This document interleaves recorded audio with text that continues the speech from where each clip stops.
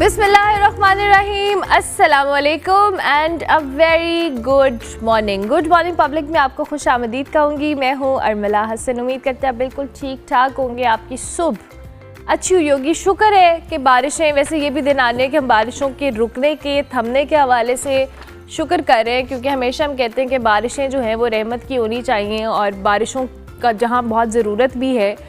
लेकिन इस वक्त जो ताज़ा सूरत हाल रही है पिछले कुछ अरसे में, इसमें बारिशों ने जो तबाही मचाई है, फिर सैलाबी सूरत हाल का पैदा होना, ये सारे वो मामलात हैं जिसने कहीं ना कहीं हम सबको एज ए नेशन खौफज़दा भी कर दिया है। और जब सैलाब की तबाहकारियों का हम जिक्र कर रहे हैं तो इससे जो हमारा पूरा एक सिस्टम है जिसके अंदर जो डिस्टर्बेंस क्रिएट हुई है, हम और आप इमेजिन भी नहीं कर सकते। जिन लोगों के घर, उनकी ज़रई ज़मीन, उनके कारोबार, उनके जो भी असासे जो कह लें मौजूद थे, फिर साथ साथ जो एक ज़िंदगी का निज़ाम है उसकी जो डिस्टर्बेंस क्रिएट हुई है, उसका कोई कंपनसेट नहीं कर सकता। किसी भी तरह से उसकी कंपनसेशन मुमकिन नहीं है।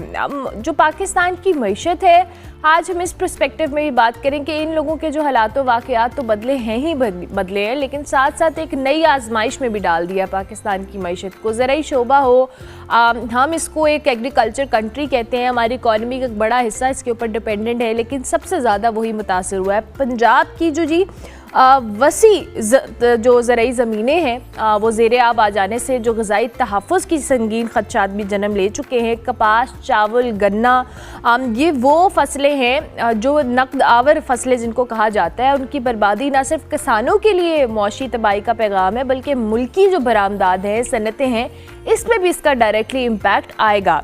इस सूरत हाल में हमने ये सवाल आज इस पे सोल्यूशंस पे बात करनी है कि आज तो जिस टॉपिक पे हम डिस्कशन करें कि जो तबाहकारियाँ हो गई वो तो हो गई, अब उसका कंपनसेशन क्या है, उसका सोल्यूशन क्या है और किस तरह से हम अपनी इकॉनमी को एग्रीकल्चर के पॉइंट ऑफ व्यू से, पर्सपेक्टिव से बेहतर कर सकते हैं। क्योंकि ये छोटी तबाही नहीं है। हमने पिछले कुछ अरसे में, जब हम 2022 की बात करें, 2010 की बात करें, ये वो सारे मामलात हैं जिन्होंने, जो इन इलाकों में रहते हैं, बार बार सैलाब के प्रोन होते हैं, प्रोन इलाके हैं, वहाँ पर ये सूरत हाल हर कुछ अरसे बाद होती है। और जब होती है तो उसके बाद क्या सूरत हाल पैदा होगी, आज हम इस पर डिस्कशन करेंगे। बुनियामीन शौकत साहब हमारे साथ मौजूद हैं, उनको हम खुश आमदीद कहेंगे। थैंक यू वेरी मच, बहुत शुक्रिया कि आप तशरीफ़ लाए।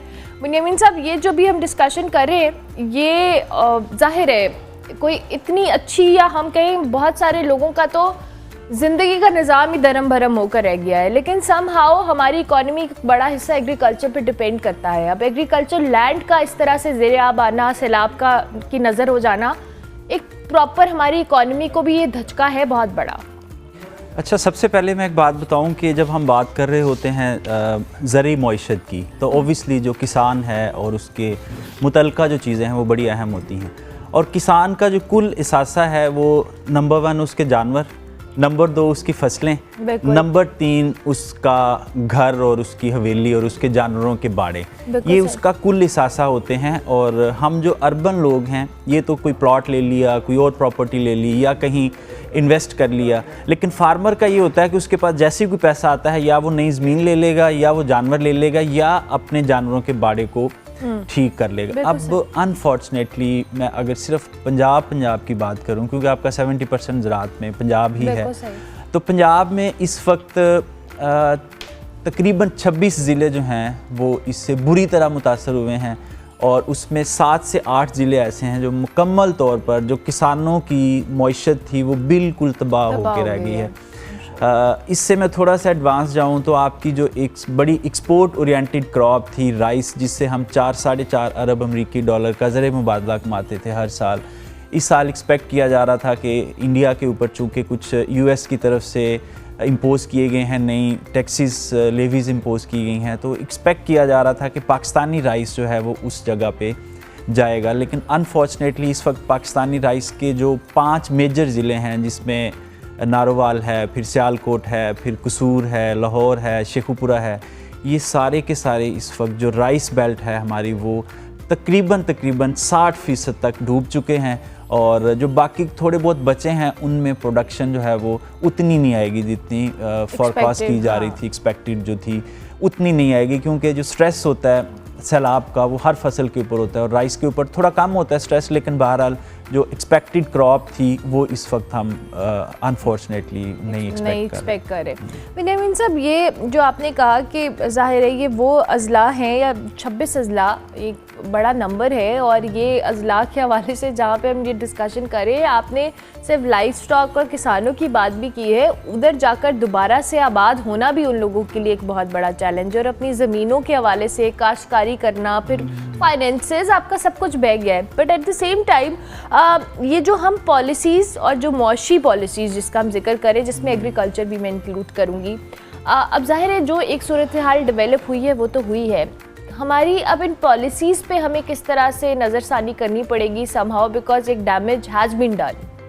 अच्छा, इसमें जी 5 दरिया हैं जो पंजाब को इफ़ेक्ट करते हैं, और अल्टीमेटली यही 5 दरिया जो हैं वो बाद में सिंध को भी तबाह करते हैं। बिल्कुल ऐसे पंजाब को सिर्फ इफेक्ट करते हैं, सिंध के मेजर एरियाज़ को तबाह करते हैं, फसलें तबाह करते हैं, लोगों के घर तबाह करते हैं, कीमती जानें तबाह करते हैं। अब कुछ लोग कहते हैं जी इनका कोई हल नहीं है, ये बिल्कुल गलत बात है। ऐसी कोई सूरत, अल्लाह ताला ने कोई ऐसी मुश्किल पैदा नहीं की जिसका हल ना हो। बड़े ज़बरदस्त सॉल्यूशंस हैं। 3 दरिया हमारे कंट्रोल में नहीं हैं, 2 दरिया टोटल हमारे कंट्रोल में हैं। दरिया सिंध हमारे कंट्रोल में है, झेलम हमारे कंट्रोल में है, रावी, सतलुज, और तीसरा दरिया जो है जो इंडिया का है वो हमारे कंट्रोल में नहीं है, लेकिन हम इनको कंट्रोल में कर सकते हैं। दुनिया में बहुत सी मिसालें मौजूद हैं जो पानी अपर एरिया से आते हैं, लोग उनको मैनेज करते हैं। हम केनाल्स बना सकते हैं। हम अगर कालाबाग डैम बनाएं तो हम बाकी जो 1-2 दरिया हैं उनका पानी डाइवर्ट करके दरिया सिंध में डाल सकते हैं। ये हर किसी को पता है, ये हो सकता है, ये पॉसिबल है, डूएबल है। ऐसी कोई बात नहीं है कि अब देखें केपी की हुकूमत ने कालाबाग डैम को सपोर्ट कर दिया है, पंजाब हुकूमत ने इसको वेलकम किया है कि ओके हम भी रेडी हैं। बलूचिस्तान को वैसे से कोई प्रॉब्लम नहीं है। सूबा सिंध का एक ही रिजर्वेशन है कि जी आप हमारा पंजाब पानी रोक लेगा, तो वो कॉन्स्टिट्यूशनल अमेंडमेंट करवा लें और उसमें कॉन्स्टिट्यूशन राइट्स ले लें अपने कि आप दरिया सिंध का पानी इस्तेमाल नहीं करेंगे, डायरेक्ट डैम से होकर हमारे पास ही आएगा। तो ये इतना सिंपल हल है, लेकिन इसको इतना सियासी मसला बना दिया गया। तकरीबन 10 इंटरनेशनल स्टडीज़ हो चुकी हैं इसके ऊपर। टेक्निकल किसी को प्रॉब्लम नहीं है, ना वर्ल्ड बैंक को प्रॉब्लम है, ना जायका को प्रॉब्लम है, ना पाकिस्तानी किसी इदारे को प्रॉब्लम है। इवन जब आपका इंडस जो ट्रीटी है उसके ऊपर जब बैठती है सारी टेक्निकल टीम, उसमें सिंध के भी होते हैं, पंजाब के भी, केपी के भी, टेक्निकली वहाँ किसी को कोई इशू नहीं नज़र आता। उस कमेटी से बाहर जाते हैं तो फिर सियासी इशूज़ नज़र आना शुरू हो जाते हैं। तो ये बेसिकली एक प्योरली सियासी इशू बन गया हुआ है। आज भी अगर ये सिर्फ अब सिंध की एक मसला रह गया है, 3 सूबे इस पे एग्री हैं। सिंध वाले थोड़ी सी कुर्बानी दें, दिल बड़ा करें और बैठ के कॉन्स्टिट्यूशन। ये कुर्बानी है या नहीं बिन्यामीन साहब? ये कुर्बानी तो नहीं है, सियासत की कुर्बानी है, ये सियासत की कुर्बानी है। आई बिलीव कि इस वक्त जो सूरत हाल हम देख रहे हैं ये हमारे मुल्क के मफाद में एक चीज़ है। उस पर आई होप कि जहाँ सूबे एग्री कर रहे हैं वहाँ पे जो भी इसमें पॉलिटिकल हर्डल्स हैं वो भी सामा दूर है। डॉक्टर खालिद वलीद हमारे साथ मौजूद है, हमारी मईशत है इस्लामाबाद स्टूडियो से हमें ज्वाइन करें। बहुत शुक्रिया सर आपका, डॉक्टर साहब कि आपने हमें ज्वाइन किया। इस वक्त जो अभी हम बिन्यामीन साहब से भी डिस्कशन कर रहे थे वो एग्रीकल्चर पॉइंट ऑफ व्यू से कर रहे थे। मैं ज़रूर चाहूँगी कि अब जो सैलाब ने तबाहकारी की है, जो इस वक्त हमारी मुल्क की सूरत हाल है, जहां हम अब हम कपास की बात कर रहे हैं, गन्ने की बात कर रहे हैं, चावल की फसल की बात करें, ये हमारी लोकल या मकामी सतह के ऊपर तो एक चैलेंज है ही कि जो ग़ज़ाई तहफ़्फ़ुज़ है, हमारी बरामदात और ये दीगर मामलात भी डायरेक्टली हमारी इकॉनमी पर इसका इम्पैक्ट आएगा। जी बहुत शुक्रिया। आप बिल्कुल ठीक कह रहे हैं कि पाकिस्तान की जो, अगर आप पिछला इकनॉमिक सर्वे देखें 2024 का, तो पाकिस्तान का जो वर्स्ट परफॉर्मिंग सेक्टर था वो एग्रीकल्चर था। इस दफ़ा हमने बड़ी एम्बिशियस प्लानिंग की एग्रीकल्चर सेक्टर को लेके। जो पाकिस्तान की ग्रोथ रेट है उसमें जो मेजर हिस्सा आना था वो एग्रीकल्चरल ग्रोथ से और इंडस्ट्रियल ग्रोथ से आना था। लेकिन अगर अभी के फ्लड्स को देखें तो अभी से ही जो एस्टीमेट्स आ रहे हैं वो कोई around 1% of the GDP effect हो गया है आपके फ्लड्स की वजह से। और दूसरा जो सबसे बड़ा मसला मैं देख रहा हूँ वो ये देख रहा हूँ कि ये वाली जो बेल्ट है जहाँ पे अभी फ्लड आया हुआ है, सैलाब आया हुआ है, ये आपकी मेजर कंट्रीब्यूटिंग है टूवर्ड्स एग्रीकल्चरल ग्रोथ। तो अगर फार्मर, एक तो ये कि अभी जो खड़ी फसलें हैं वो तबाह हुई, नुकसान हुआ उनका, लेकिन फार्मर के पास अभी वो पैसा, वो कैपिटल, वो इन्वेस्टमेंट नहीं है कि वो अगले सीज़न के लिए जो है वो काश्त कर सके। ख़ास तौर पे आपका अभी सर पे आया खड़ा है आपका जो गंदम की बुआई है वो, तो उसके लिए अगर फार्मर तैयार ही नहीं है और वो काश्त नहीं होती, आप बो नहीं सकते उसको, तो आपका जो अगला सीज़न होगा उसमें आपकी वीट की शॉर्टेज हो जाएगी और आपका जो एग्रीकल्चरल ग्रोथ है वो नेगेटिव आएगा और आपके जितनी भी ग्रोथ के प्रोजेक्शंस हैं वो कम हो जाएंगे। और दूसरी चीज़, पाकिस्तान की जो इंडस्ट्री है वो मेजरली एग्रीकल्चरल इनपुट्स पे इन्हिसार करती है, तो अगर आपको एग्रीकल्चर सेक्टर से सपोर्ट नहीं मिल रही तो आप जो है वो इंडस्ट्रियल ग्रोथ की तरफ भी नहीं जा सकते, वो भी नेगेटिव में जाएगी, विच मीन्स कि पाकिस्तान की अभी इस साल की GDP वो भी इम्पैक्ट होगी और अगले साल की भी। और दूसरा ये कि जो आपकी एक्सपोर्ट्स हैं, पर्टिकुलरली आपकी राइस की एक्सपोर्ट्स जो हैं वो इस दफ़ा इम्पैक्ट हो रही होंगी। और पाकिस्तान की एक्सपोर्ट्स का अगर एक पाई चार्ट ड्रा करें तो आपको मेजर एक्सपोर्ट्स में राइस नज़र आता है।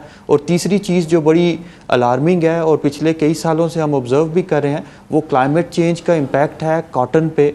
जो आपकी कपास की फसल है वो क्लाइमेट चेंज से, माहौलियाती तगैर से और टेम्परेचर के वोलेटिलिटी की वजह से पहले से इफ़ेक्ट हो रही है। तो अगर आप इकनॉमिक सर्वे के नंबर देखें तो पिछले साल के मुकाबले में 19% आपकी कॉटन की जो प्रोडक्शन है वो कम हुई थी।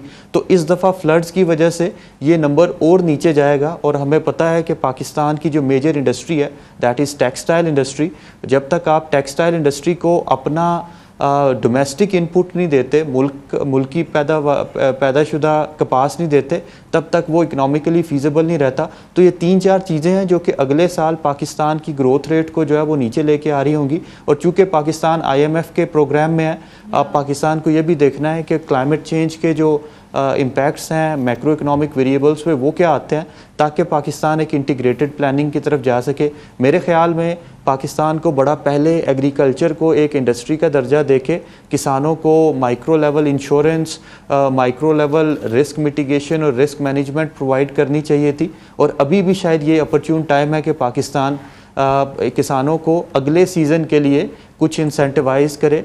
और आखिरी चीज़ जो बड़ी इम्पॉर्टेंट है इस चीज़ में, वो शायद इंफ्रास्ट्रक्चर को डिवॉल्व करना लोकल लेवल तक, उसमें आपका एनर्जी इंफ्रास्ट्रक्चर भी आता है। अगर आप सोलर पैनल्स किसानों को दे के उनके ट्यूबवेल्स को सोलराइज कर देते हैं तो शायद उनके पास एक जो है वो एक इंसेंटिव आ जाएगा कि वो इस तरह के हालात में भी अपने आप को तैयार रख सकें। और एक और चीज़ जो होगी वो फर्टिलाइज़र पे सब्सिडी होगी या उनको प्रोवाइड करना, ताकि वो जो क्लाइमेट चेंज के इम्पैक्ट्स हैं उससे निपट सकें। तो इस तरह से इंटीग्रेटेड प्लानिंग करते हुए इसमें सिर्फ और सिर्फ ये नहीं कि ये माहौलियाती मिनिस्ट्री या मिनिस्ट्री ऑफ क्लाइमेट चेंज का काम होगा, इसमें मिनिस्ट्री ऑफ फाइनेंस, आपके जो एग्रीकल्चरल डिपार्टमेंट्स हैं, और सबसे इम्पॉर्टेंट, अगर आपके पास एक स्ट्रॉन्ग लोकल गवर्नमेंट होती तो शायद जो नीड असेसमेंट है या जो फ्लड डैमेज असेसमेंट है वो ज़्यादा बेहतर तरीके से हो सकती थी और कम्युनिटी का जो पर्सपेक्टिव है वो सामने आ सकता था। वेरी राइट डॉक्टर साहब, आपने बिल्कुल बड़ी इंपॉर्टेंट बात की है कि ये तो हम लॉन्ग टर्म प्लानिंग की तरफ बिन्यामीन साहब बात कर रहे हैं। डॉक्टर साहब ने भी ये कहा कि ये अगर हमने फसल हमारी जो काश्तकार की गई है वो अगर अभी इम्पैक्ट आ रहा है उस पर, तो अभी हमें आगे जो फसल काश्त करनी है उसको भी तो समहाउ सॉर्ट करने के लिए और फिर एग्रीकल्चर पॉइंट ऑफ व्यू से उसको फैसिलिटेट करने के लिए पॉलिसीज़ या हमें एक प्लानिंग मुरतब देनी पड़ेगी। डॉक्टर साहब ने बिल्कुल सही कहा कि गंदम का सीज़न है। मैं थोड़ी सी आपको एग्जांपल देता हूँ। पाकिस्तान में हर 4-5 साल बाद एक डिक्लाइन आता है वीट प्रोडक्शन में, और पिछले 2 साल हम सेल्फ सफिशिएंट रहे हैं। उससे पहले अगर आप देखें तो हम इंपोर्ट करते रहे। तो अब इस वक्त जो सिनेरियो चल रहा है वो जब किसानों के पास गंदम थी तो उसका रेट गवर्नमेंट ने या अदरवाइज़ फ्लोर मिल्स ने या जो हमारे माफियाज होते हैं उन्होंने 2100-2200 रुपये 2300 रुपये फ़ी मान दिया। अब जब गंदम किसान बेच चुका है तो इस वक्त मार्केट में रेट तकरीबन 3500 क्रॉस कर चुका है, यानी वही गंदम है, उसमें कोई वैल्यू एडिशन नहीं की गई। सिर्फ स्टॉकिस्ट जो था उसने उठा के अपने गोदाम में रख के आगे उसको फ्लोर मिल्स को देना शुरू की, तो रेट इतना बढ़ गया। अब ऑलरेडी जो किसान है वो इस माइंडसेट के साथ था कि मैंने इस साल गंदम नहीं लगानी, गवर्नमेंट एक दफ़ा इंपोर्ट करके दोबारा शौक पूरा कर ले। अब अनलकीली जो हालात हैं किसान के वो इस तरह के बन गए हैं कि उसके पास इनपुट के लिए नहीं है अब पैसे। अब इसमें गवर्नमेंट अगर चाहे तो किसानों को फौरी तौर पे फैसिलिटेट कर सकती है। अब खाली स्टेटमेंट पे किसान मानेगा नहीं, मैं आपको बता रहा हूँ, मैं पॉलिसी मेकर्स को भी बता रहा हूँ, क्योंकि हम सारा दिन किसानों में रहते हैं, हम सारा दिन किसानों के साथ डील करते हैं। इस दफ़ा लोग अल्टरनेट क्रॉप्स प्लान किए बैठे हैं, बहुत सी ऑप्शंस हैं किसानों के पास। गंदम लगवाना है तो उसका एक ही अब तरीका है कि गवर्नमेंट एक तो जो फेयर प्राइस है वो अनाउंस करे, और इस तरह अनाउंस करे जिस तरह पिछली दफ़ा भी अनाउंस तो की थी लेकिन ख़रीदी नहीं गई। अब इसमें कोई इस तरह गारंटी मिले किसानों को कि हाँ जी हम गंदम लगाएं तो गवर्नमेंट इस रेट पे बाय बैक करेगी या गवर्नमेंट पाबंद करेगी प्राइवेट सेक्टर को कि इसके ऊपर ख़रीदें गंदम, तो पॉसिबल है, वरना किसान गंदम नहीं लगाएंगे। ये बहुत बड़ा खाकम बदहन, लेकिन ये एक जो बहुत बड़ा आगे कहत नज़र आ रहा है गंदम का। दूसरी बात एक ये है कि जो अभी कोई नहीं फोरकास्ट कर रहा, वो ये है कि जो हमारा लाइफ स्टॉक है उसकी भी एक्सपोर्ट होती है। ये नियर अबाउट जो राइस की एक्सपोर्ट है उससे थोड़ी कम सही, लेकिन वो 300 बिलियन डॉलर तक वो भी है।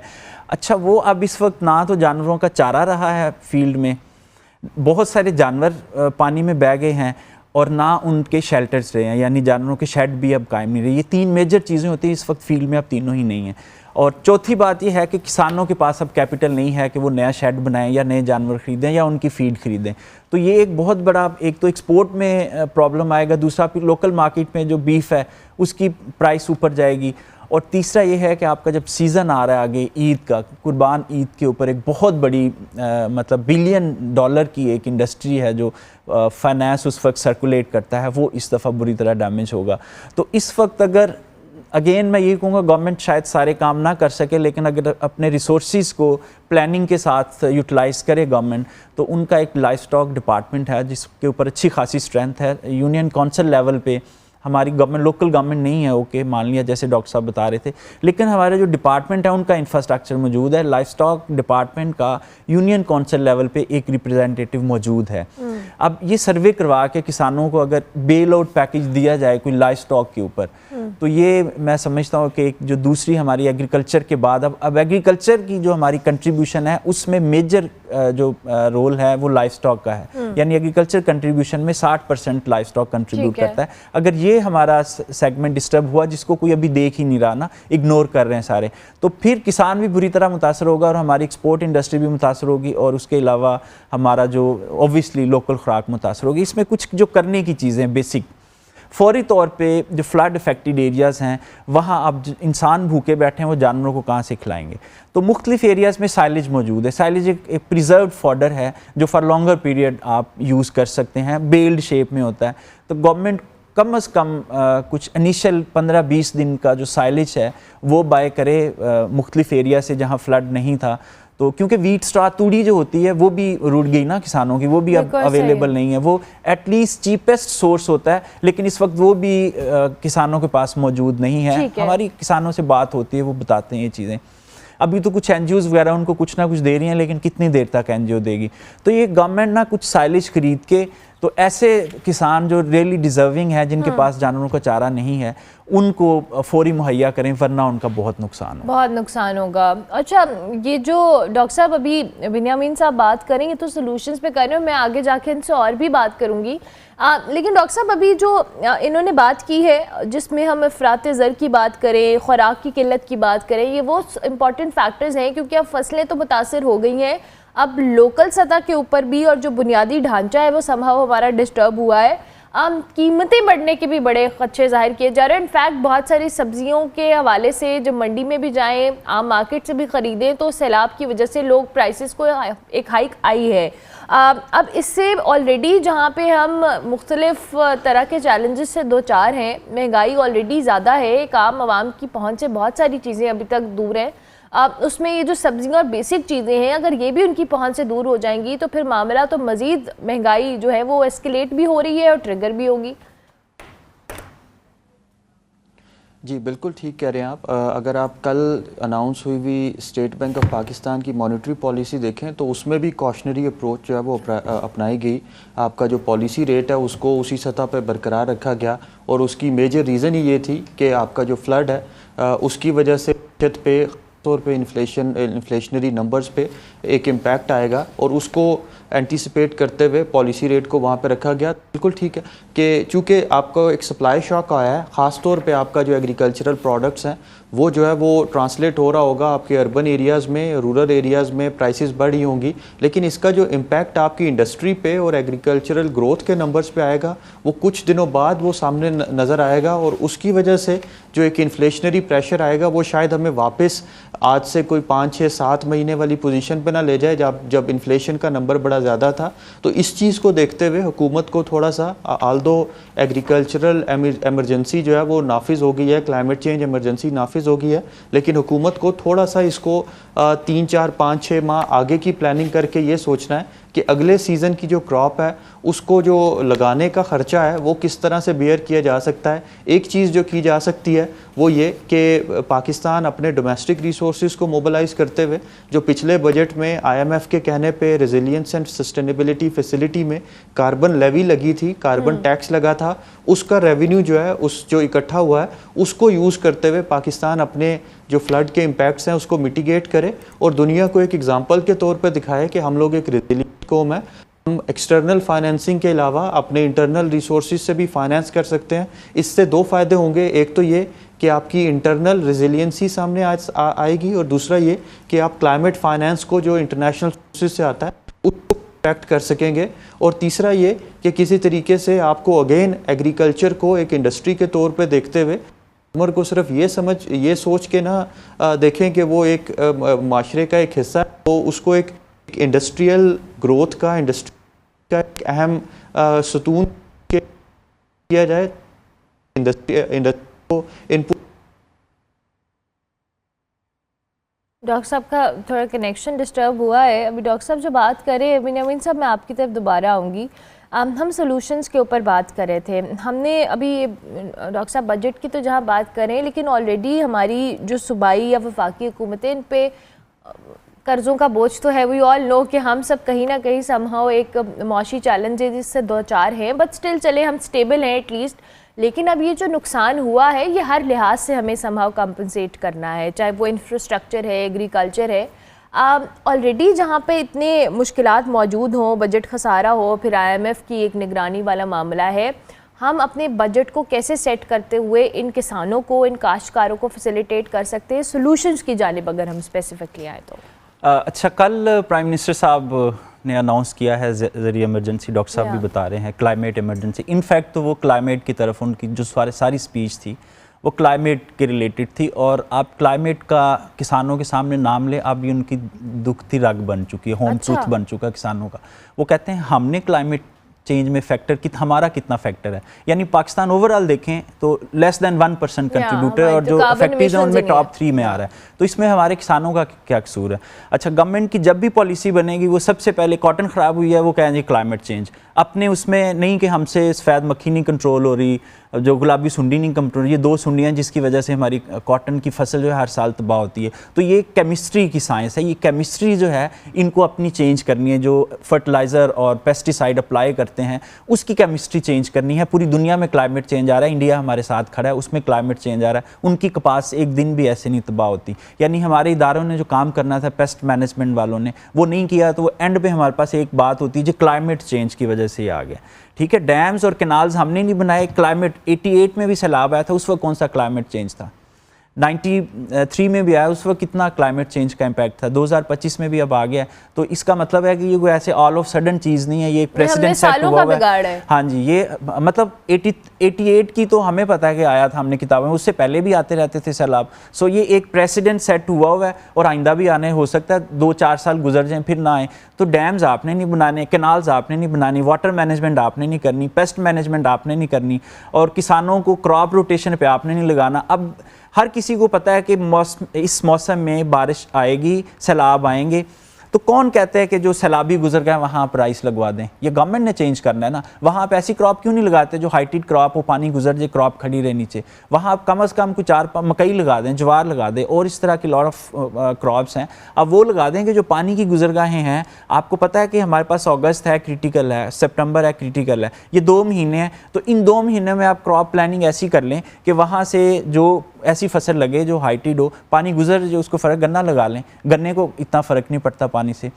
इस तरह की और बहुत सी क्रॉप्स हैं, लेकिन काम हमने नहीं करना और एंड में हमने डाल देना क्लाइमेट चेंज पे। तो इसलिए कल प्राइम मिनिस्टर साहब की भी टोटल स्पीच थी, उनको किसी ने बता दिया जी क्लाइमेट चेंज की वजह से सैलाब आ गया ये। अब इसका हमने वो जो फार्मर्स का जरिए इमरजेंसी लगा दी, कॉन्टेक्स्ट में लगाई है क्लाइमेट चेंज की, और रिपोर्ट भी क्लाइमेट चेंज की मांगी है जी, क्लाइमेट चेंज की रिपोर्ट दें हमें कि उस पे हम क्या सलूशन दे सकते हैं। सो फॉल्ट बेसिकली जाहिर है पीएम की सीट में नहीं है, फार्म उन एडवाइजर्स में है जो एक चीज़ को ऐसे शुगर कोटेड बना के पेश कर देते हैं, ये क्लाइमेट चेंज है जी, इसका कोई एक पेपर बनाएं, डॉक्यूमेंट बनाएं और लॉन्च करें और अगले साल क्लाइमेट चेंज ठीक हो जाएगा। ये ठीक होते होते भी 50 साल लगेंगे। 50 साल पहले के रिसर्च पेपर्स हैं कि क्लाइमेट चेंज आएगा और सही होते भी 50 साल लगने हैं। तो इसलिए जो इमीडिएट रेमेडीज़ हैं वो ये क्लाइमेट चेंज नहीं है। इमीडिएट रेमेडीज़ मैंने जैसे बताया कि आप एनिमल फॉडर मेंटेन करें।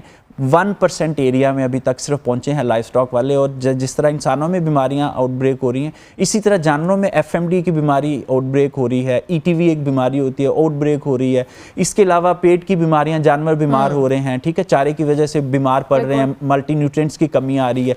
तो अभी तक सिर्फ 1% एरिया में इनके लोग पहुँचे होंगे।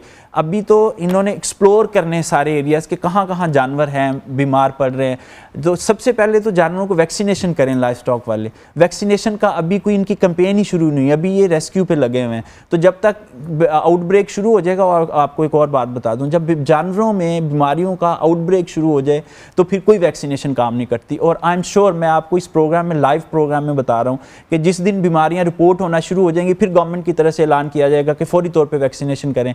और फिर रिकमेंडेड ही नहीं होती। फिर जो जितने भी आपके साइंटिस्ट हैं वो कहते हैं कि जब आउटब्रेक हो जाए फिर आप इसकी जो मेजर्स हैं इसके सिर्फ आप सिम्टोमेटिक ट्रीटमेंट करेंगे, आप फिर वैक्सीनेशन नहीं करेंगे। तो हमने वैक्सीनेशन इंशाल्लाह शुरू उस वक्त करनी है जब आउटब्रेक हो गया।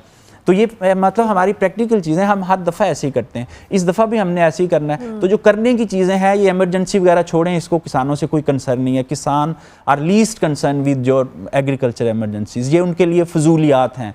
आप फौरी तौर पे उनको, जानवरों को जहाँ बहुत ज़्यादा नहीं है, ये मैनेज कर सकते हैं, आई एम टेलिंग यू, ये मैनेज कर सकते हैं।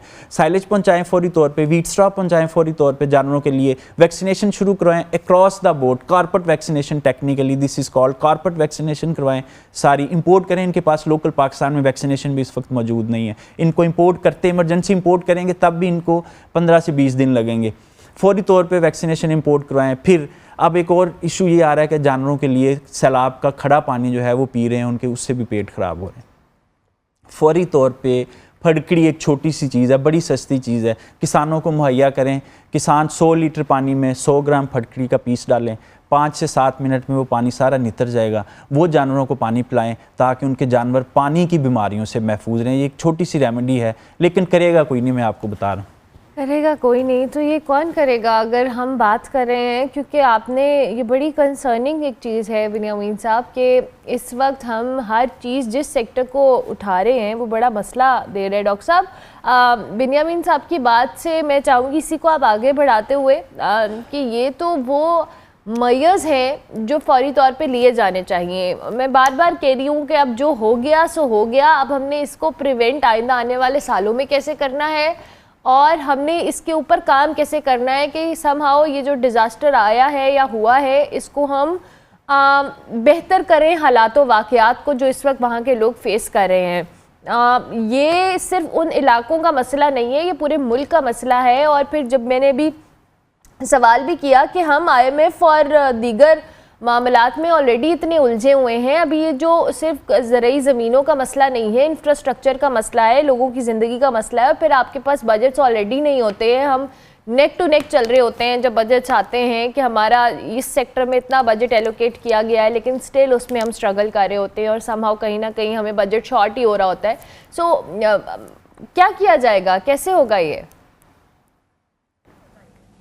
देखिए, बिन्यामीन साहब बिल्कुल ठीक कह रहे हैं, लेकिन हमें इसको थोड़ा सा लॉन्ग टर्म में देखना होगा। क्लाइमेट चेंज जो है वो एक आपकी मईशत का एक बिल्कुल साथ का जुज़ बन गया है। उसको अगर आप इग्नोर कर देते हैं, बिल्कुल बिनियामीन साहब ये नहीं कह रहे थे इग्नोर कर देते हैं, लेकिन हमें इसको साथ लेके चलना होगा, अपनी पॉलिसीज़ का हिस्सा बनाना होगा। बिल्कुल इस तरह से जैसे IMF ने भी आपको एक एक्सटेंडेड फंड फैसिलिटी प्रोग्राम दिया जो बिल्कुल इकोनॉमी पे फोकस करता है, लेकिन उसके साथ में इस दफ़ा हमें एक क्लाइमेट चेंज फोकस्ड प्रोग्राम भी IMF का मिला है, जिसका मतलब यह है कि IMF भी एस्टिमेट कर रहा है कि जो फ्लड्स हैं और जो दीगर क्लाइमेटिक इवेंट्स हैं उनके इम्पैक्ट्स आपकी मईशत पे आएंगे। और तीसरी चीज़ जो देखने वाली होगी वो हमारे हमसाये का जो इंडस वाटर ट्रीटी है उससे विड्रॉ करना, उसकी वजह से भी अब हम एक वोलेटिलिटी में चले गए हैं कि कितना पानी आएगा वो शायद इंफॉर्मेशन शेयरिंग नहीं हो रही। तो सिर्फ और सिर्फ एग्रीकल्चर सेक्टर पे फोकस करना शायद इस टाइम पे अभी तो ज़रूरी है शॉर्ट टर्म के लिए, लेकिन अगर आप लॉन्ग टर्म प्लानिंग करते हैं तो उसके लिए आपको इंडस वाटर ट्रीटी की जो कम्युनिकेशन स्ट्रेटजी है उसको भी देखना होगा कि किस तरीके से हम अपने फ्लड्स को फॉरकास्ट कर सकते हैं, एस्टिमेट कर सकते हैं, और फिर क्लाइमेट फैक्टर को सामने रखते हुए आपको इन्वेस्ट करना होगा एग्रीकल्चर में। और तीसरी चीज़ जो बड़ी इंपॉर्टेंट है, शायद हमें उस पर ज़्यादा काम करने की ज़रूरत है, वो अवेयरनेस और कैपेसिटी बिल्डिंग है, ख़ास तौर पे हमारे एग्रीकल्चर सेक्टर की, अपने किसान भाइयों की, ताकि वो एक तो ये कि फोरकास्टिंग बड़े अच्छे से समझ सकें, कर सकें, और दूसरा ये कि वो अपने आप को तैयार कर सकें, चूँकि क्लाइमेट चेंज एक हकीकत बन चुका है और अब हम ये एक्सपेक्ट नहीं कर सकते कि किस साल में फ्लड्स होंगे, किस साल में कहत होगा। तो ये जो क्लाइमेट एडेप्टिव मेजर्स हैं या क्लाइमेट रेजिलियंस है, इसको बढ़ाने के लिए भी काम करना होगा, और इसको सिर्फ और सिर्फ शायद हुकूमत इसको अकेले नहीं कर सकती, आपको डेवलपमेंट पार्टनर्स को, आपको कम्युनिटी लेवल एक्टिविटीज़ के साथ मिला के आपको किसान की जो है वो कैपेसिटी बिल्डिंग करनी होगी। और तीसरी चीज़ जो बड़ी इंपॉर्टेंट है वो शायद हमारा जो एकेडेमिया है, जो यूनिवर्सिटीज़ का रोल है, वो शायद बड़ा कट ऑफ है। वो रिसर्च तो बड़ी अच्छी कर रहे हैं लेकिन वो शायद किसानों तक पहुंचती नहीं है, उसको इंडस्ट्री के साथ लिंक नहीं किया गया। तो अगर ये 3-4 चीज़ें कर ली जाती हैं तो हम शायद लॉन्ग टर्म में इस चीज़ को टैकल कर सकेंगे। और आखिरी चीज़ जो बड़ी इंपॉर्टेंट है वो अब हमें क्लाइमेट स्मार्ट फाइनेंशियल इंस्टीट्यूशंस की तरफ जाना होगा जो कि एमरजेंसी लोन्स प्रोवाइड कर रहे हों, कैपिटल प्रोवाइड कर रहे हों, और ख़ास तौर पे जो क्रॉप इंश्योरेंस है उस मैकेनिज़्म को बड़ा स्ट्रॉन्ग करने की ज़रूरत है, क्लाइमेट रिस्क इंश्योरेंस को स्ट्रॉन्ग करने की ज़रूरत है, ताकि एक डिज़ास्टर अगर आता है तो एकदम से उनके पास ये फैसिलिटी मौजूद हो फार्मर्स के पास कि वो अपने अगले सीज़न की तैयारी कर सकें और अपने आप को रेजिलिएंट बना सकें। बिल्कुल इस तरह से जैसे बांग्लादेश ने अपना नेशनल अडेप्टेशन प्लान बनाया था और उसमें उन्होंने फ्लड्स को एंटिसिपेट करते हुए अपना इंफ्रास्ट्रक्चर इस तरह से डेवलप किया, अपने फाइनेंशियल इंस्टीट्यूशंस इस तरह से डेवलप किए कि अगर कोई एक एमरजेंसी क्लाइमेट की मद में या फ्लड्स की मद में आती भी है तो उसका डायरेक्ट इम्पैक्ट जो है वो फार्मर्स पे नहीं आता। तो पाकिस्तान को भी अपने नेशनल अडेप्टेशन प्लान्स को अपडेट करने की ज़रूरत है, लेकिन ये तभी हो सकेगा जब पाकिस्तान इसको अपनी पॉलिटिकल इकोनॉमी के साथ लिंक करते हुए ग्राउंड लेवल रियलिटीज़ को समझते हुए पॉलिसी मेकर्स प्लानिंग कर सकेंगे। इसमें शायद लोकल गवर्नमेंट का ज़्यादा रोल होगा, और लोकल गवर्नमेंट से मेरी मुराद politically representative elected local government है जो कि अपने इलाके के मसाइल को समझ के आगे पहुंचा सके और आप प्लानिंग कर सकें। बिल्कुल ठीक हो गया। Thank you very much doctor साहब, बहुत शुक्रिया। डॉक्टर खालिद वलीद हमारे साथ मौजूद थे इस्लामाबाद स्टूडियो से, माहिर मईशत हैं। बिनियामीन शौकत साहब हमारे साथ मौजूद थे, माहिर ज़राई अमूर, और इस वक्त जो मुल्क की सूरत हाल है उस पर बात कर रहे थे। आपका भी बहुत शुक्रिया जी। ब्रेक लेंगे, ब्रेक के बाद वापस आएंगे।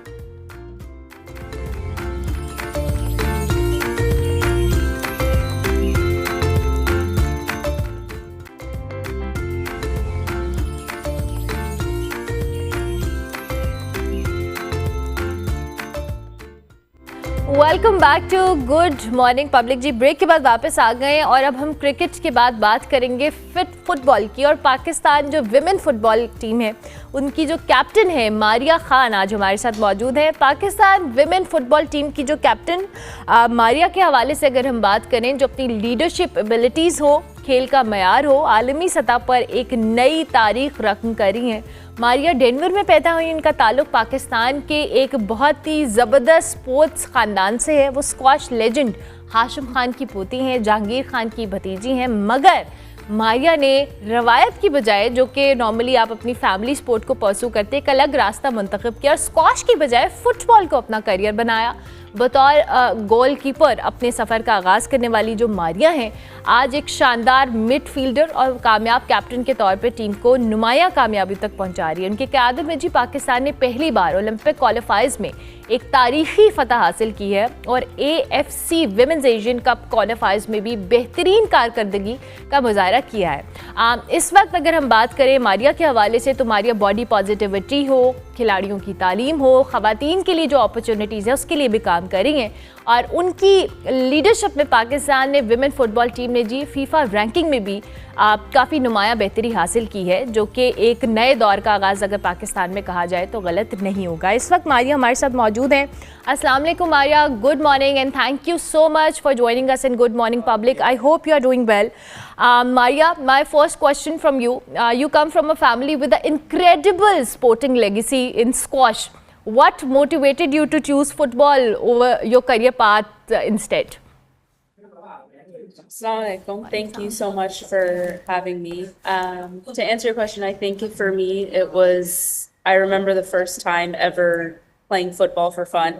I was in school at the age of 6 and I was playing with the boys, and I think for me just that feeling just made me fall in love with the game very early on. So I think it's something that, squash has always been there. And yes, I played squash growing up, but there was just something very different about football that I wanted to kind of show my character, show myself without kind of the family and the family name. So to kind of blaze my own path and my own trail. That's amazing. So how did your transition from goalkeeper to midfielder shape you as a player and as a leader? So for me, in the US, I spent my whole career, first 12 years of playing football as a goalkeeper. And when I moved to Dubai and started playing football there, nobody knew me.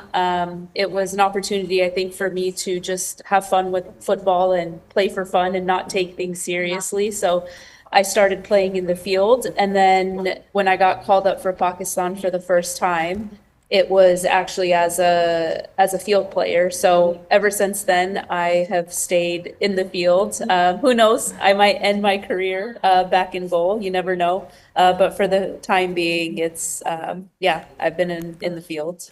That's amazing. So what was going through your mind when Pakistan secured its first ever Olympic qualifier victory, and how that moment felt, and for you personally and for the team?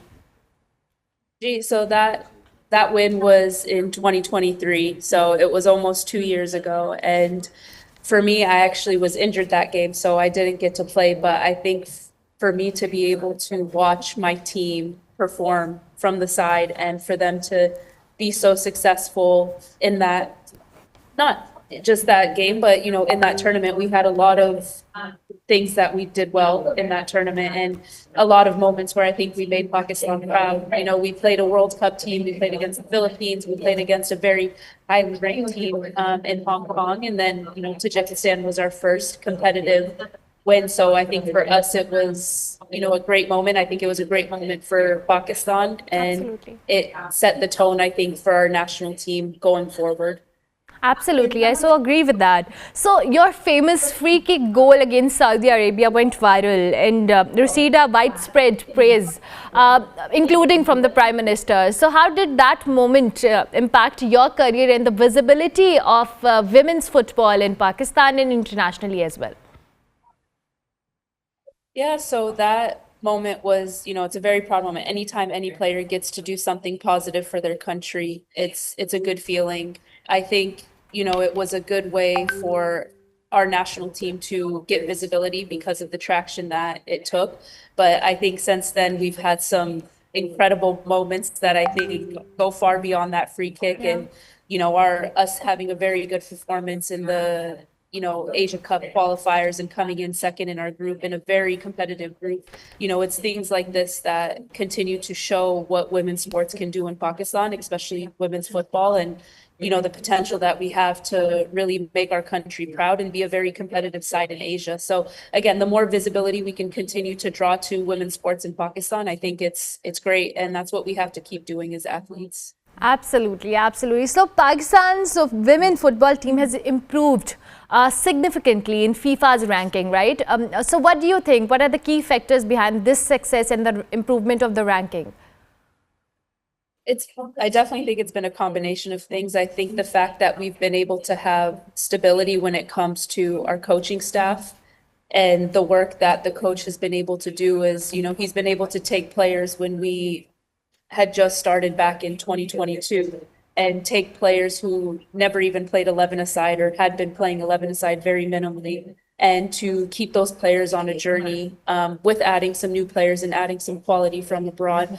It's been a good combination to where, again, we've been able to stay playing. Not as much as we'd like to. I think if we had the opportunity to play and play more often, you know, we would have been a lot more successful, and who knows, we would have probably been a lot higher in the rankings if we were playing regularly over the past 3 years. But again, I think, you know, the coaching staff plays a big part in what we've been able to accomplish, and just for us to have that stability, to have someone that, you know, understands the landscape of women's football in Pakistan and just football overall in Pakistan and the challenges that we have.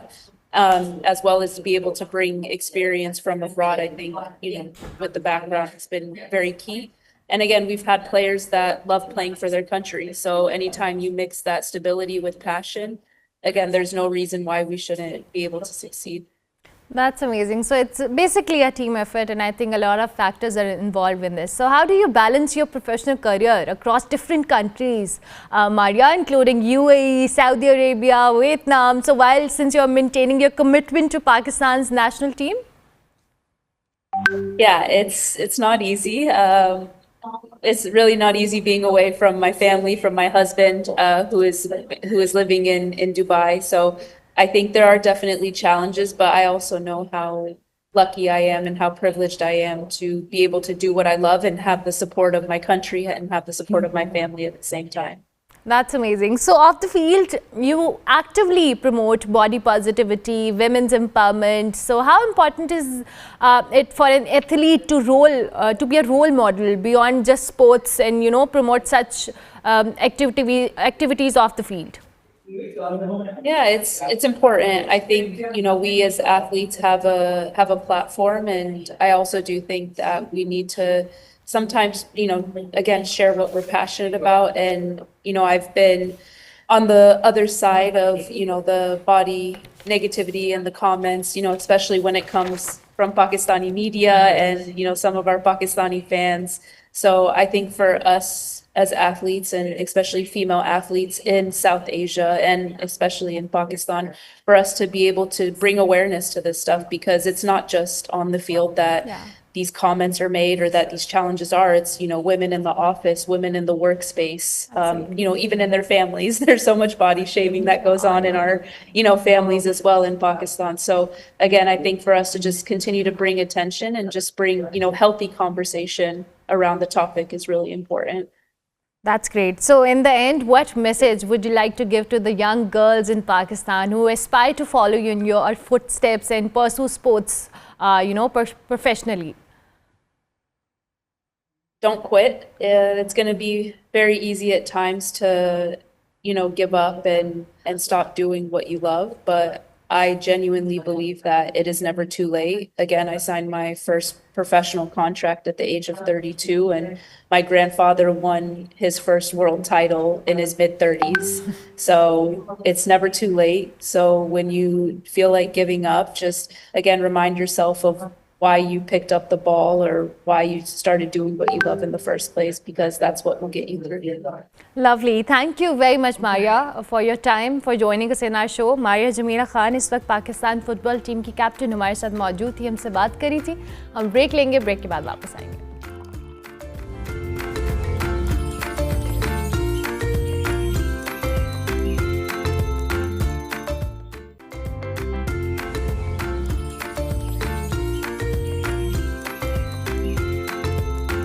Welcome back to good morning public ji. Break के बाद वापस आ गए. Programme का बिल्कुल आखिरी हिस्सा है. हम किचन में जाएंगे उबैद चौधरी के पास, जिनका बिल्कुल रेडी हो गया, राइट? चुरोस फ्रेंच टोस्ट को रेडी कर दिया। इसके ऊपर मैंने क्रीम चीज़, आइसिंग शुगर और वनीला एक्सट्रैक्ट के साथ एक आइसिंग बनाई थी, ठीक है, वो ऐड की है, ब्लूबेरीज ऐड की हैं और चॉकलेट सिरप ऐड किया। चॉकलेट सिरप भी ऐड किया, चॉकलेट सिरप भी ऐड किया। इसके अलावा आप strawberry syrup, caramel syrup, it's totally up to you, जो आप लेना चाहें वो ऐड करें। ठीक है। और आपने इसको बटर में टोस्ट किया? बटर में टोस्ट किया था, ऑयल में भी सही आएगा फ्लेवर, लेकिन आई प्रेफर कि आप बटर में करें, बटर में ज़्यादा अच्छा आएगा। ज़बरदस्त। इसकी फाइनल प्रेजेंटेशन जी हम दिखा दें, और thank you very much Ubaid, बहुत शुक्रिया कि आप तशरीफ लाए। उबैद चौधरी शेफ़ हमारे साथ मौजूद थे जी, और अपनी रेसिपी तो इन्होंने हमारे साथ शेयर की है। फाइनल प्रेजेंटेशन भी आप देख लें, ये देखें जी, बड़ा खुश शक्ल से ये टोस्ट है।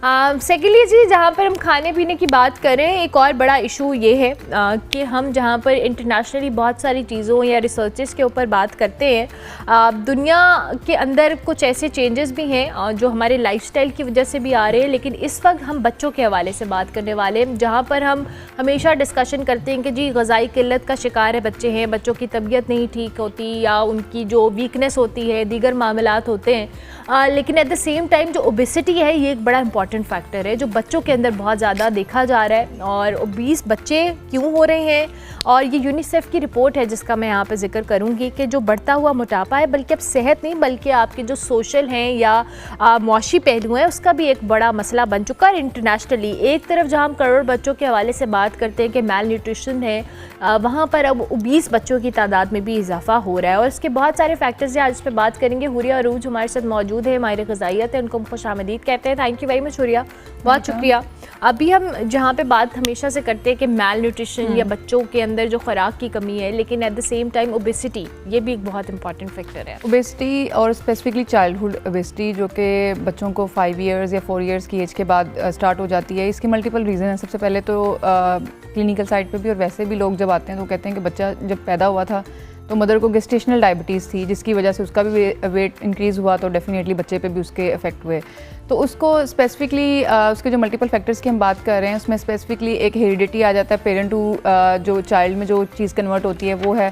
देन उसके बाद उसमें आपका हार्मोन इम्बैलेंस सबसे बड़ी बात है, जिसमें हाइपोथायराइडिज्म की एक कंडीशन होती है, चाइल्डहुड ओबेसिटी। अगर कॉज किस वजह से होती है उसके पहले मैं रूट कॉज बता देती हूँ कि इसमें अगर आपको थायराइड का इशू है स्पेसिफिकली, बच्चा चाहे 4 साल का है, चाहे वो 10 साल का है, टीन एज तक 15 या 19 ईयर्स तक ये सवेयर होती है, इसको मैनेज किया जा सकता है, बट अगेन इसमें बहुत सारी चीज़ें फैक्टर्स मैटर करते हैं, तो ये हमारी कॉमन प्रैक्टिस में चल रही है।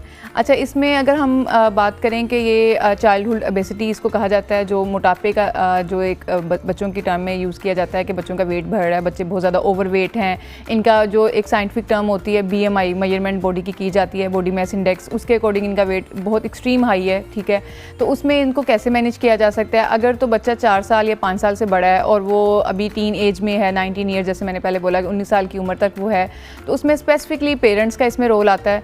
हमारी बहुत सारी रिसर्चेज इसमें कहती हैं, साइंटिफिक जो हमारी इस पे रिसर्चेज हुई वो यही कहते हैं कि आप लोग स्पेसिफिकली जो बच्चों को, जो इस एज के बच्चे होते हैं, उसमें पेरेंट्स का बहुत ज़्यादा रोल होता है। पेरेंट्स का रोल इस तरह से होता है कि वो डाइट में जो चीज़ देखते हैं, जो घर में चीज़ बन रही है, जो प्रैक्टिस में होती है, वो उसी चीज़ को अडॉप्ट करते हैं। तो अगर बच्चे को फॉर एग्जांपल आप बाहर लेके जा रहे हैं, ठीक है, आप कोई स्नैकिंग वगैरह बाहर से कर रहे हैं, स्नैकिंग ठीक है, बुरी चीज़ नहीं है, लेकिन आप अगर उसकी एडिक्शन खुद भी उस चीज़ को जंक फूड को इस्तेमाल कर रहे हैं, अपने कुकिंग कहते हैं कि ना करना पड़े, टाइम नहीं है, टाइम को मैनेज करने के लिए आप बाहर से खा रहे हैं, बच्चा भी वही चीज़ अडॉप्ट करेगा डेफिनेटली। इसकी कहीं ना कहीं रूट कॉज में एक बड़ी वजह ये भी आती है कि जंक फूड का इस्तेमाल बहुत ज़्यादा एक्सट्रीम हो गया है, और उसको अवॉइड कैसे किया जा सकता है, बच्चे को हेल्दी हैबिट की तरफ कैसे लेके आया जा सकता है, वो इन्वायरमेंटल बिहेवियर फैक्टर्स, इसके अलावा सोशो इकोनॉमिक जितने फैक्टर्स हैं, सोशल फैक्टर्स जो आते हैं, उस वो सारे मैटर करते हैं इसके अंदर। बिल्कुल ठीक है। अच्छा हुरिया, आपने बात की कि बच्चे बहुत ज़्यादा जंक फूड का इस्तेमाल करते हैं, बट समहाउ आई बिलीव कि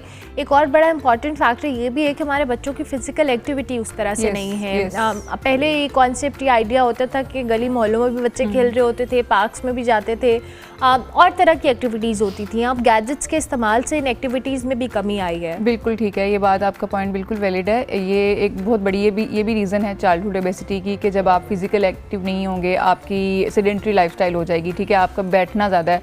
और इसकी सबसे बड़ी वजह हमारे गैजेट्स हैं, हमारे जो ये मोबाइल फ़ोन हैं, जो ऐप्स डिफरेंट आए हुए हैं, बच्चों की गेमिंग के ऐप्स हैं, वो हर टाइम स्क्रीन टाइम उनका इतना होता है कि उनको उठने बैठने का कहीं मतलब मूव करने का दिल ही नहीं करता।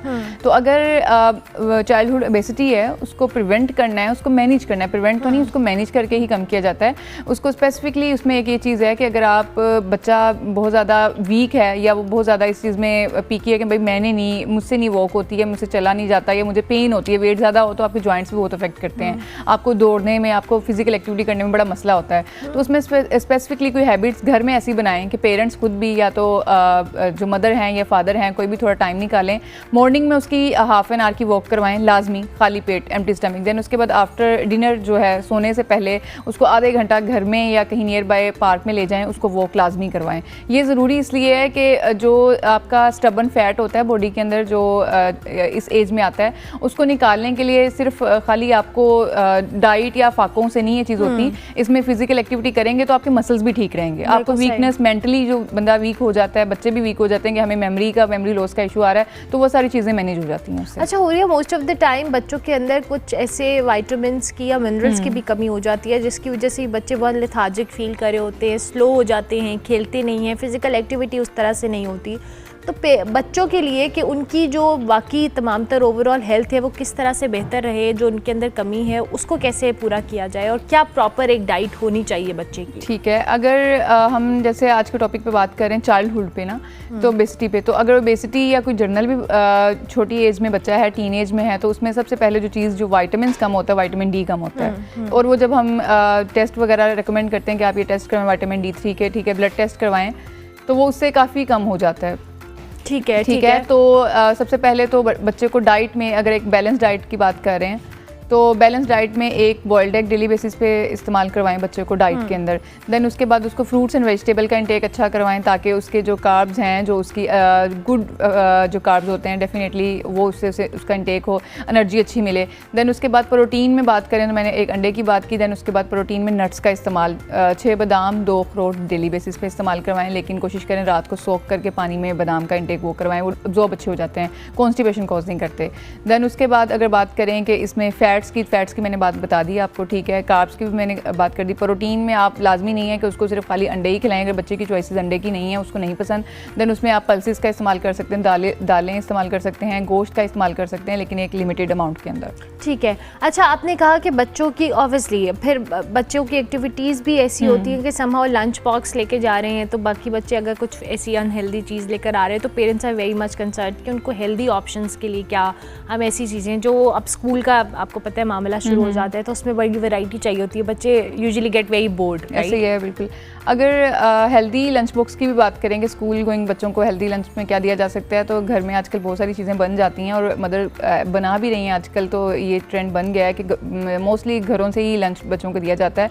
हाँ, देखा देखी में अगर कोई घर से कुछ जंक फूड लेके आया है, कुछ ऐसे है, तो उसमें कोशिश करें कि बच्चे को घर की न्यूट्रिशन की वैल्यू की इंपॉर्टेंस बताएं। सबसे बड़ी जो मेन चीज़ है कि जो बच्चे हैं ना 10 ईयर का, 9 ईयर का या स्कूल गोइंग जो बच्चा होता है, उसको एक तो स्कूल में स्पेसिफिकली ये रोल होना चाहिए कि उधर न्यूट्रिशन अवेयरनेस जो है वो कैंप्स हों या कोई प्रोग्राम्स हों, वहाँ पे एजुकेशन दी जाए। सबसे पहले तो ये अगर होगा तो इससे बच्चे ये जो ट्रेंड है ना हमारा स्नैकिंग का, जंक फूड का, ये कम हो जाएगा, खत्म नहीं होगा, क्योंकि ये एज ऐसी होती है इसमें बच्चों का दिल करता है और वैसे भी कोई चीज़ जो इस एज में बच्चे देखते हैं उसको पिक करने की कोशिश करते हैं, खाने की भी कोशिश करते हैं। तो उसमें स्पेसिफिकली एक तो न्यूट्रिशन प्रोग्राम का स्कूल के जो प्लेटफॉर्म है वो स्टार्ट किया जा सकता है और वो हो भी रहा है मोस्टली स्कूल्स में।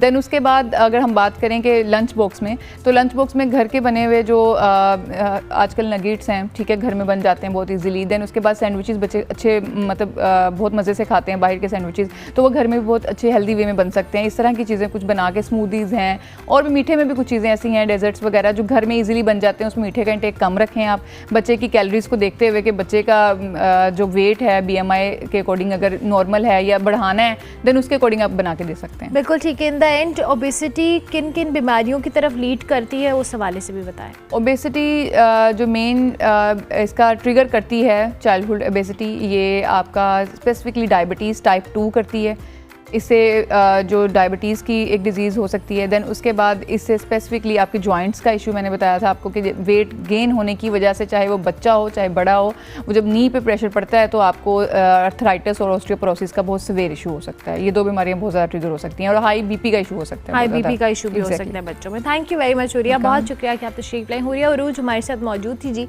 और बच्चों में ओबेसिटी किन फैक्टर्स की वजह से होती है और ये किन बीमारियों की तरफ लीड कर सकती है, बिकॉज यूनिसेफ का जहाँ पे हमने जिक्र किया है, ऐसी बहुत सारी इंटरनेशनली रिसर्चेस हो रही हैं जिसमें ओबेसिटी के फैक्टर्स को डिस्कस किया जा रहा है। और उसमें एक सबसे बड़ी चीज़ जो जंक फूड या लाइफस्टाइल का इस्तेमाल है, बच्चों की फ़िज़िकल एक्टिविटीज़ को हवाले से ज़्यादा काम करने, बहुत इंपॉर्टेंट चीज़ें हैं जो कि अभी से कंट्रोल करने के हवाले से हमें बात करनी पड़ेगी। प्रोग्राम का वक्त खत्म हुआ जी। इंशाल्लाह मेरी आपसे मुलाकात होगी कल। फीडबैक हमारे सोशल मीडिया हैंडल्स पे लाजमी दीजिएगा। कल तक के लिए मेरी तरफ से अल्लाह हाफ़िज़।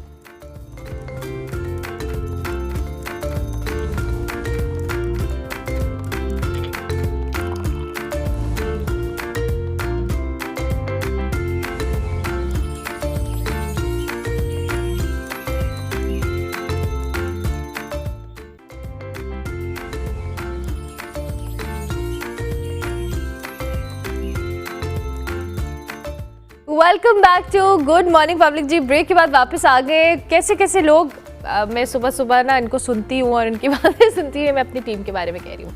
अच्छा जी, अब हम सब डिस्कशन के बाद किचन में जाएंगे, थोड़ी लाइटर गुफ्तगू करेंगे। लाइटर इन अ वे के खाने की बात हो रही है और खाने में उबैद चौधरी शेफ हमारे साथ मौजूद है, उनसे बात करते हैं। अस्सलाम वालेकुम उबैद। अस्सलाम वालेकुम, कैसी हैं आप? मैं बिल्कुल ठीक, आप कैसे हैं? अल्हम्दुलिल्लाह मैं बिल्कुल ठीक। उबैद, आपको भी वही सुनना पड़ता है जो मुझे सुनना पड़ता है? कभी कभी कभी कभी ना, ये आप सबके बारे में बात कर रहे हैं हमारे शेफ भी। अच्छा उबैद, आज आप क्या बना रहे हैं? आज हम बना रहे हैं चूरोस फ्रेंच टोस्ट। ठीक है, और इसके लिए मैं क्या क्या चाहिए? बेसिकली आपने खाए होंगे चूरोस, खाए होंगे हाँ। लेकिन चूरोस फ्रेंच टोस्ट ये मेरी अपनी एक इनोवेशन है। ओके। तो ये हम बना रहे हैं। इसका तरीका बिल्कुल सिंपल सा, जो चीज़ें हम चूरोस में यूज़ कर रहे होते हैं उसके साथ हम फ्यूजन करके आज फ्रेंच टोस्ट बनाने लगे। फ्रेंच टोस्ट बनाएंगे। इसके लिए सबसे पहले मुझे चाहिए आधा ग्लास एक दूध है ये। ठीक है। इसके अंदर हम 2 अंडे शामिल करेंगे। ठीक है। उसके बाद थोड़ा सा सिनेमन पाउडर ऐड करेंगे, वनीला एक्सट्रैक्ट ऐड करेंगे और इसको बटर के साथ हम टोस्ट कर लेंगे। बटर के साथ टोस्ट? बटर के साथ हम टोस्ट करेंगे। ये सबसे अट्रैक्टिव चीज मुझे ये लग रही है। ये हाँ। ये हमने फ्रूट्स जो है इसके साथ साइड पे सर्व करना है। ओके, इसको हमने गार्निशिंग के लिए यूज करना है। ओके, और फ्रूट्स में कौन क्या क्या चीजें? ये मेरे पास है ब्लूबेरीज और ये स्ट्रॉबेरीज। ओह लवली, चले ठीक है। अभी आप इसको मिक्स करेंगे, बैटर बनाएंगे एंड देन यू विल इसको मैं टोस्ट करूंगा। टोस्ट करने के बाद जिस तरह हम चूरोस को टॉस करते हैं ना सिनेमन शुगर में, मैं वो करूंगा। मैं इसके अंदर कोई भी शुगर ऐड नहीं करा, क्योंकि जो हमने ऊपर से शुगर सिनेमन शुगर ऐड करनी है वो काफी ज्यादा मीठी हो जाएगी। और उसके बाद एक क्रीम चीज की इसकी आइसिंग बनेगी, वो भी मीठी होगी। क्या बात है, आज बहुत फैंसी ब्रेकफास्ट होने वाला है हमारा।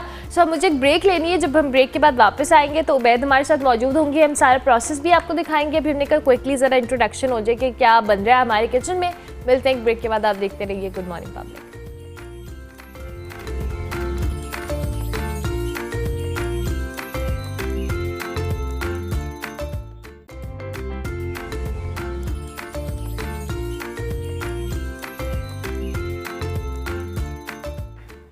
Welcome back to good morning public ji. Break के बाद वापस आ गए। क्रिकेट के ऊपर बात करेंगे। आई होप कि बहुत सारे क्रिकेट व्यूअर्स और लवर्स जो हैं वो उस ट्रॉमा से बाहर आ गए होंगे जो कि हमने संडे के रोज़ बर्दाश्त किया था। लेकिन उस ट्रॉमा के साथ साथ जी एशिया कप जो 2025 है, आप सब जानते हैं कि इंडिया वर्सेस पाकिस्तान जो एक रवायती टाकरा था वो खेल की बजाय अब पॉलिटिक्स हो, गैर शाइस्ता रवैये की नज़र हो गया। भारतीय कप्तान जो है सूर्य कुमार यादव, उन्होंने ना सिर्फ टॉस के मौके पर पाकिस्तानी कैप्टन जो है सलमान अली आगा से हाथ मिलाने से इनकार किया, बल्कि मैच के अख्ताम पर भी जो एक ट्रेडिशन है या एक कल्चर है जो आप हैंडशेक करते हैं पूरी टीम, उसको भी तर्क कर दिया और उन्होंने ड्रेसिंग रूम में बुला लिया पूरी टीम को। सूरत हाल उस वक्त मज़ीद संगीन हुई जब सूर्य कुमार यादव ने जी जो क्रिकेट कवानीन है उनको भी पसे पुश डाल दिया और अपनी इस फतह को पहलगाम वाक़े के नाम किया, इसे भारतीय फ़ौज के लिए एक तोहफ़ा करार दिया।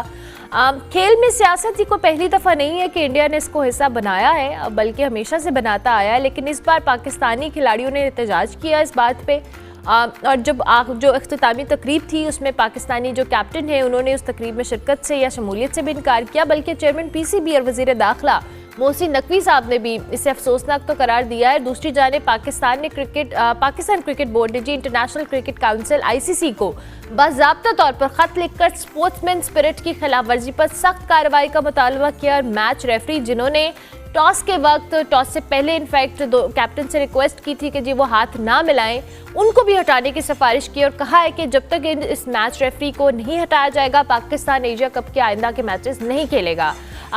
ये जो ताल्लुकात का तनाजुर है या ये क्रिकेटिंग ग्राउंड के ऊपर या क्रिकेट फील्ड के ऊपर इस तरह के मामलात का होना, ये कोई अच्छी बात नहीं है। और ना सिर्फ पाकिस्तान में बल्कि इवन इंडिया के अंदर भी इस पे बहुत ज़्यादा क्रिटिसाइज़ किया जा रहा है कि जिस तरह से टीम को प्रेशराइज़ किया गया मोदी सरकार ने अपने इरादों के लिए या अपनी जो एक कैंपेन जो वो चला रहे हैं मुसलमानों के अगेंस्ट या पाकिस्तान के अगेंस्ट, इस पर हम ज़रा तज्जिया भी लेंगे और इस रवैये पे भी बात करेंगे कि जो हमेशा से एक क्रिकेट का कल्चर, एक रवायत रही है, उसको पसे पुश डालकर इस तरह के वाक़यात का होना कितना अफसोसनाक है। नुमान चौधरी हमारे साथ मौजूद हैं। अस्सलाम वालेकुम नुमान, गुड मॉर्निंग, कैसे हैं आप?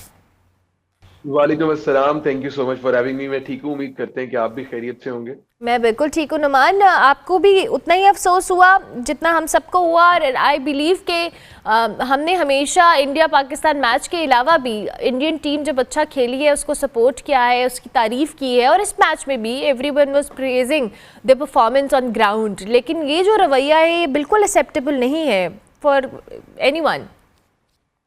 देखिए, ये चीज सबसे ज्यादा आप कह सकते हैं कि हार्ट ब्रेकिंग इस वजह से है because just about 5 to 6 months अगो जब हम फरवरी में इंडिया के अगेंस्ट इसी वेन्यू पर खेले थे तो थिंग्स वर वेरी डिफरेंट। मैंने वो मैच स्टेडियम से देखा था, मैच से पहले, मैच के बाद, इवन ड्यूरिंग द गेम भी एक डिफरेंट लेवल ऑफ कॉमराडरी थी between the players and I personally believe this is something which the sports which is the game teaches us कि आपको कुछ भी है, कोई भी राइवलरी का एलिमेंट फील्ड पे है, मैच में आप खेल रहे हैं, at the end of the day it's just a game and you have to take it as a game। तो इंडिया ने जो किया obviously that's against the spirit of the game। लेकिन अगर आप इसका बैकग्राउंड देखें तो बड़ी weird सी स्टोरी है that happened on the day of जो कैप्टन प्रेस कॉन्फ्रेंस थी उस पर बेसिकली सलमान अली आगा ने बड़ेपन का मुजाहरा किया था। उन्होंने हैंडशेक की ऑफर की थी सूर्या कुमार यादव को and as a normal gesture he did that. But उसके बाद एक बड़ी तंग नजर सी सोच है हमारे नेबर्स की विच इज काइंड अनफॉर्चुनेट कि वो हर चीज को इतना बड़ा इशू क्रिएट कर देते हैं। उस बात पर इशू क्रिएट किया गया कि किस तरह आप हैंडशेक कर सकते हैं without thinking of the fact कि you are playing against them. आप उनसे हाथ नहीं मिलाएंगे, it won't change anything, you are playing against them, you agreed to play against them. तो ये एक बड़ी अनफॉर्चुनेट सी चीज है। Yes, it was quite unsettling. Cricketing world में भी इस पर बहुत ज्यादा हमने फॉक्स स्पोर्ट्स की तरफ से देखा, हमने कुछ इंग्लैंड के जर्नलिस्ट हैं, कुछ डेली टाइम्स ने इस पर लिखा, but it is very unsettling and again the point is कि ये आगे जाकर एक गलत प्रेसिडेंट सेट कर रहा है, not just for the players but for the fans as well. आज प्लेयर्स ने हैंडशेक नहीं किया, हमने फुटेजेस देखी जी, फैंस मिल रहे हैं, सब कुछ मिल रहा है, बट गोइंग फॉरवर्ड हमने फरवरी में इनके साथ कोलंबो में खेलना है, हमने जून में इंग्लैंड में इनसे खेलना है, जाके चीजें यहां से खराब होती जाएंगी अगर आप इन्हें कंट्रोल नहीं करेंगे। You're so right कि हमने जो लास्ट कुछ 5-6 महीने पहले जब हमने इस टीम को इसी मैदान में उतरते हुए देखा है तो थिंग्स आर वेरी डिफरेंट। हमने जो स्पोर्ट्समैन स्पिरिट और जो जेस्चर्स दोनों टीम मेंबर्स के देखे थे, इवन हम इससे पहले भी माजी में देख चुके हैं। नुमान, मेरा सवाल यहाँ पे ये है कि ये भी इस टीम में भी, इंडियन टीम के अंदर भी अभी बहुत सारे ऐसे प्लेयर्स हैं जो कि माजी में अगर क्रिटिकल सूरत हाल रही है इंडिया पाकिस्तान ताल्लुकात को लेकर तो इस तरह के जेस्चर्स हमने ऑन ग्राउंड कभी भी नहीं देखे। डू यू थिंक कि ये जो पहले प्लेयर्स थे, जब थोड़े फॉर्मर प्लेयर्स हैं, दो के वो ग्रजेस होल्ड करते रहे हैं हमेशा से प्लेयर्स के, इवन हमने हरभजन और आफरीदी की बात सुनी है, शोएब अख्तर हैं, वो आपस में क्रिटिसाइज करते हैं, बट ये प्लेयर्स उस तरह से अगर इनके ऊपर प्रेशर भी बहुत था अपनी गवर्नमेंट का, उसके बावजूद उसको हैंडल नहीं कर पाए और इतना ब्लंटली इन्होंने इस तरह के बिहेवियर को ऑप्ट किया ऑन ग्राउंड। देखिए, there is something which we normally call, हमारे आजकल की लेमन टर्म में भी, कि जी सारा नुकसान, सारा कसूर जो है वो फोन का है। I personally believe with the advent of social media बहुत सी चीजें हैं क्रिकेट में भी विच हैव चेंज। अगर आप सौरव गंगुली, शोएब अख्तर या शाहिद अफरीदी के टाइम पे देखें तो उनको सिर्फ प्रेशर अपने या तो प्रिंट मीडिया का होता था या मैक्सिमम इलेक्ट्रॉनिक मीडिया का होता था, बट अब थिंग्स हैव ड्रास्टिकली चेंज्ड। आप एक थोड़ा सा, मतलब अगर आप इतनी माइन्यूट चीज जिसको सिर्फ आप हैंडशेक कहते हैं, अगर आपके सोशल मीडिया पे 2 मिलियन ट्वीट सिर्फ एक हैंडशेक्स की वजह से हो जाती है, and you are trending in a country with over 2 billion population, तो कहीं ना कहीं आप अपने आप को रिफ्रेन करते हो उस चीज से कि यार मैं या मेरी टीम जो है वो इस चीज से एसोसिएट ना हो। तो मैं कहीं ना कहीं प्लेयर्स को इस चीज का ब्लेम नहीं देता। It's just that social media की वजह से जो टॉक्सिसिटी क्रिएट हुई, not just in India, in Pakistan, all over the world sports में भी, उसका बहुत ज्यादा इफेक्ट है। यस, प्लेयर्स बिटर हो गए हैं, बट प्लेयर्स के बिटर होने के पीछे भी उनकी आवाम का प्रेशर है, उनमें पॉलिटिशियंस का प्रेशर है। पाकिस्तान में ये कम है, पाकिस्तान में people they still do the leverage. वो कहते हैं यार if you are shaking hand, आप कर रहे हैं कोई मसले की बात नहीं। बट इंडिया में people get bitter to a point कि वो कहते हैं कि अगर तुम you are shaking hand so you are not one of us, you are from them. तो ये एक बहुत बड़ा फैक्टर है, and I believe social media has played a role. जिस तरह आप ये प्लेटफॉर्म्स हैं सोशल मीडिया के, वो प्लेयर्स को उनके साथ ही एसोसिएट कर देते हैं, which is something quite disheartening for players as well. वो कोई भी इंसान नेचुरल इंस्टिंक्ट में भी ये नहीं कहेगा कि मुझे किसी से हाथ नहीं मिलाना, बट अगेन अगर उस पर इतना प्रेशर हो कि उसकी फैमिली को थ्रेट किया जाए, उसके नेशनलिज्म पर क्वेश्चन किया जाए, तो वो कहेगा कि I am better of not shaking hands with anyone. ये जो नेशनलिज्म की बात की है ना, मैंने बहुत कल मैं लाला शाहिद अफरीदी को भी सुन रही थी, और वो कह रहे थे कि बहुत सारे ऐसे प्लेयर्स अभी भी हैं जिनको ये बार बार जस्टिफाई करना पड़ता है कि हम इंडियंस हैं, और वही कल कमेंट्री बॉक्स में बैठे हुए बात भी कर रहे थे। अच्छा, कमेंट्री बॉक्स से एक पिक्चर आई जिसमें वसीम अकरम भी उस बॉक्स में है, इरफान पठान भी है, और वो पिक्चर जब सर्कुलेट हुई था, आई वाज वंडरिंग कि क्या फिर इन्होंने इस कमेंट्री बॉक्स में वसीम अकरम के साथ बैठने से इनकार क्यों नहीं किया? वो भी बैठे हुए थे, बात भी कर रहे थे, सब हो रहा था। सो ये जो ऑन ग्राउंड आप जेस्चर्स देने की कोशिश करें, समहाउ ये तो फिर आप हिपोक्रेट ही हुए ना, कि आपने एक तरफ आप बैठ के काम भी कर रहे हैं, खेलना भी है, और फिर दूसरी तरफ आपने क्रिटिसाइज भी करना है और इस तरह की हरकतें भी करनी है। देखिए, कुछ चीजें ऐसी हैं जहां पर अगर आपके मॉनेटरी बेनिफिट्स इन्वॉल्व हो जाए तो फिर नेशनलिज्म जो है ना थोड़ा पीछे आ जाता है।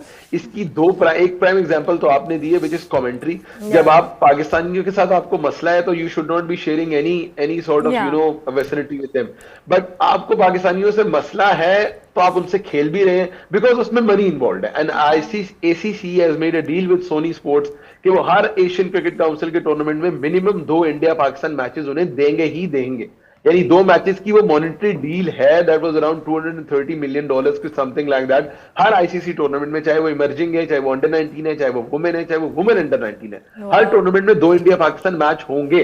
तो चाहे पाकिस्तान से मसला है, लेकिन चूंकि उसमें मॉनेटरी बेनिफिट इन्वॉल्व है, खेलेंगे जरूर बट हाथ नहीं मिलाएंगे। Same goes for the commentators, उनमें उनका मॉनेटरी बेनिफिट इन्वॉल्व है, अगर वो इनकार कर देंगे तो it won't be you know financially viable for them. तो कहीं ना कहीं आकर मॉनेटरी बेनिफिट्स ऐसे हैं जिन पर आप कह सकते हैं कि नेशनलिज्म भी कुर्बान हो जाता है।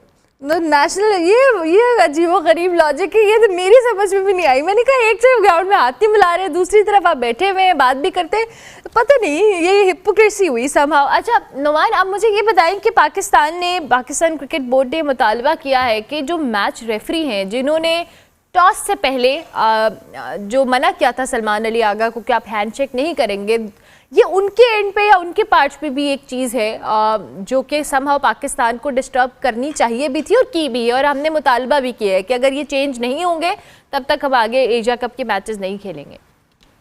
देखिए, tell you the truth, match referee का एज सच मैच रेफरी ना तो कोई गवर्निंग बॉडी है, ना वो सोली डिसीजन मेकिंग है।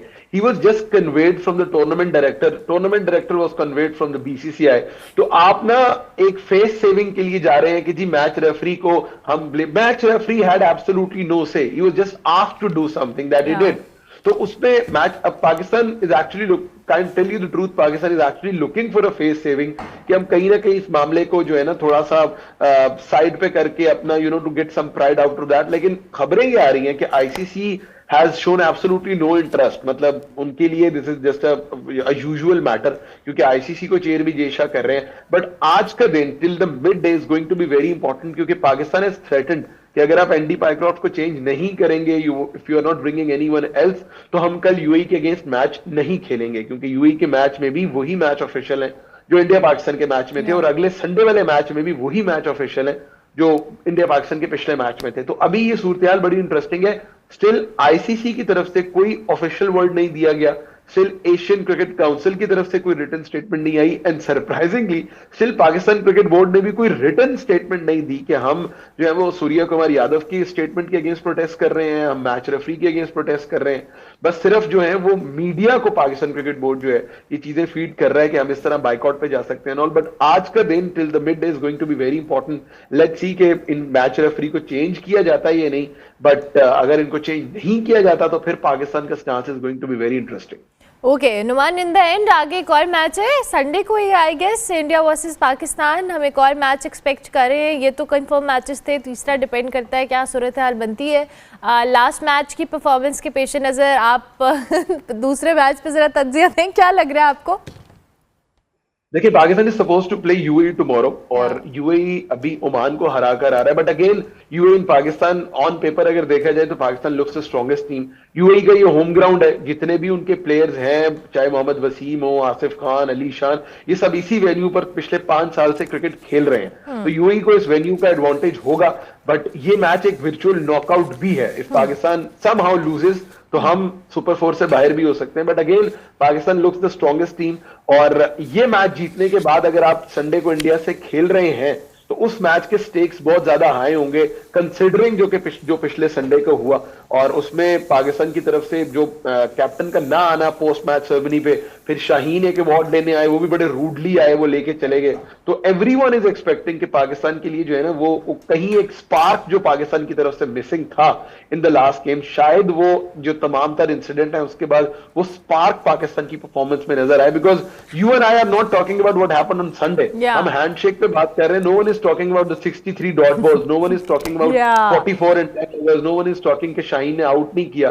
तो ये आप समझ सकते हैं कि वो सारी परफॉर्मेंस पर इस हैंडशेक की वजह से जो है वो पर्दा डल गया, बट आखिर कब तक डलेगा? Eventually you have to play them again on Sunday. So let's see कि आप क्या अब दोबारा किसी चीज के पीछे छुपेंगे या आप क्या परफॉर्म करके उनको हराएंगे। अब अल्लाह करे परफॉर्म करके हराएं और हम इस पे बात कर रहे हो। Thank you very much Numan, बहुत शुक्रिया। नुमान चौधरी हमारे साथ मौजूद थे जी, क्रिकेट के ऊपर अपना तज्जिया दे रहे थे, और उनके मुताबिक कि अभी आज का दिन बड़ा इंटरेस्टिंग होने वाला है। पीसीबी का जो स्टैंड है कि जब तक मैच रेफरी को तब्दील नहीं किया जाएगा, पाकिस्तान आइंदा के जो एशिया कप के मैचेस है वो खेलने के हवाले से स्केप्टिकल है। अब ब्रेक लेते हैं, ब्रेक के बाद वापस आते हैं।